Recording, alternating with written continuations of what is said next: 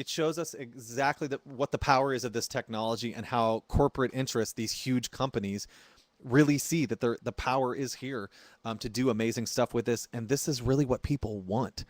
They want these little social networks. They want to feel like, it's not, they're not being force fed crappy information from a huge company. They want to feel like their friend is doing it. And that's sort of the secret behind companies' social networks, I believe. Okay, this is from David Rockefeller. He's a big, rich guy, for those of you that may not know. This Bilderberg Group, they're a bunch of multinational corporations and multinational bankers, big business types. They're the real government. They're the guys that really run the world. His quote is, "We are grateful to the Washington Post, New York Times, Time Magazine, and other great publications whose directors have attended our meetings and respected their promises of discretion for almost 40 years. And then he went on to explain in that speech, "It would have been impossible for us to develop our plan for the world if we had been subjected to the lights of publicity during those years. But the world is more sophisticated and prepared to march towards a world government. The supranational sovereignty of an intellectual elite and world bankers is surely preferable to the national autodetermination practiced in past centuries." And this is a meeting that's attended. It was in Baden, Germany in June of '91. Bill Clinton was then governor. Dan Quayle was there. And my kind of point to people out here that are joining in on this, with the media owning, all these mass media corporations owning kind of the main media, the importance and what we can do is reach out and educate people on things that you just will not hear in the mainstream media. And I just think it's wonderful, and I really appreciate the opportunity. I hope if I reach one person, I'll be really happy. Like I said, I've been waiting for something like this the entire time of Radio's 23 existence, to be able to teach a live class and educate. Because eventually, that's what this is all about to me, is about education. And when it comes down to it, showing people that they don't really, that they can make it themselves, that they can not only take media from an independent source, but they can create their own independent media, just like the people they see on TV. I think it's eventually really funny that that's really all we're copying is the stuff we see on television here on the radio, but take it to the next level, to a extremely community I level. just had a couple questions. First off, what exactly is going on with this Channel B? I've heard about this whole new channel that you're adding and blah, blah, blah, and I'm curious about that. So I just wanted to see what that was all about.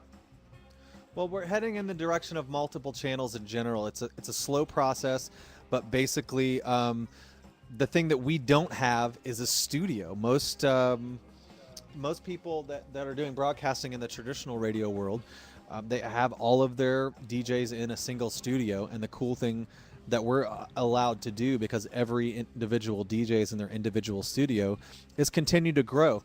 And the question then becomes, as a programming director, what direction are we growing in? We're a total freeform station right now, where your general person that's tuning in is going to hear rock, they're going to hear rap, they're going to hear talking, they're going to hear noise, they're going to hear so many different things. So how do you get a fan of a station that's absolutely freeform? I think they're out there, and I think fans of WFMU and freeform radio in general will continue to find us through 2010. But my movement is going in the direction of creating genre-based streams, and creating streams that are either a musical genre or a regional genre. And that's really the first experiment with Cascade Community Radio, which will be the channel that's opening up in April, is that it's all regionally coming from the Pacific Northwest and presents a very specific point of view that I know and love, because I live here in Portland, and I feel there's a very specific point of view that people take against corporate media and trying to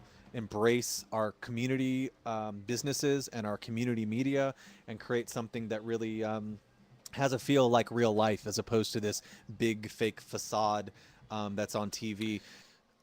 So back to the X-ray video. X-ray. Isn't that exciting, guys? That's what you tuned in for, right? Is all the exciting X-ray effects. I can go really crazy on effects. I mean, don't even Don't even get me started. Basically, I could go straight to Take On Me World. Ba ba ba ba ba ba ba ba ba ba ba. I guess I can make this Grails World. And we're going into the 4th hour of this insanity. That is our first international meet and greet. We've already been discussing how it seems like in 2010 we're definitely going to use this as a tool for us to have annual meetings. It looks like probably monthly meetings, so that the DJs can get together and meet each other, and we can have private DJ meetings. But today is an absolutely public meeting where we're willing to take questions from anybody about Radio 23 and where we're going in the future, what we've got going on. I do a show called the Full Life All-Star Radio Hour every Tuesday mornings and Wednesday afternoons. I run an art and recreation program for adults with developmental disabilities. So we take like 2 hours on those days and just sort of make up songs together and tell stories and talk about disability and talk about whatever they want to talk about. How did each broadcaster learn about Radio 23? How about you answer that for us first, Gabby? What do you say? You could tell us how you found out about Radio 23. Yeah, absolutely.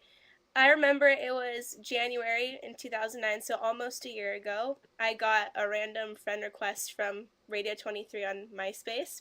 It was actually kind of funny because it came at the perfect time. I was actually looking for online radio stations to work for. I was checking out Hollow Earth. Even though I don't live in Seattle, I was thinking about contributing via, the mail, sending CDs to them.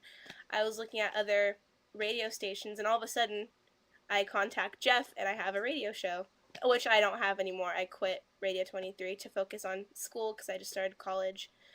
But I don't know, maybe I'll come back to Radio 23 in the future. But yeah, that's how I found out, was through MySpace, just a chance friend request. And it was awesome having my show for about 6 months.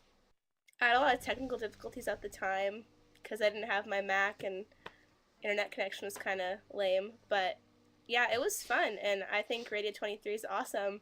And as Jeff knows, he was helping me out a lot with my troubles, but it got worked out. And yeah, it's an awesome station. I'm glad to support it, even though I don't broadcast on it anymore.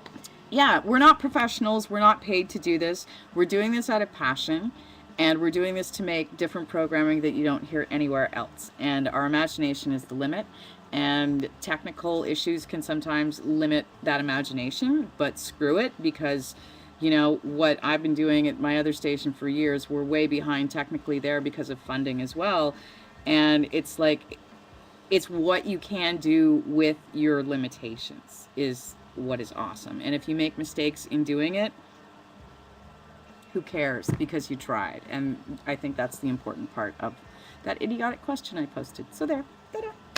Love from Montreal. Good job, Lori. Was it, Jeff? Now I see how you flake out and, pull a Frank Costanza. I've lost my train of thought.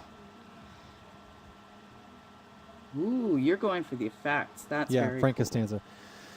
No, it's not easy. Basically, we're making it look easy. You're and doing a great job for today. It's a marathon, as Jason mentioned earlier, and it is a marathon, sort of an unintentional marathon, but so that we could get as many people to attend the meeting as possible and check out, what some of us look like, get some higher connectivity within the station, as well as let some of our listeners and fans out there see some of the people behind the curtain. We don't have too many questions left. This is actually the only question that we've got on board right now for what have we learned from this Vokle meeting. Mostly that 5.5 hours of broadcasting is a lot of work. I really can't stress that enough because I have been doing this all day. If anybody else is out there with a final video question, I would absolutely love that at this point. Because I don't want to have to go back to music, but I'll do that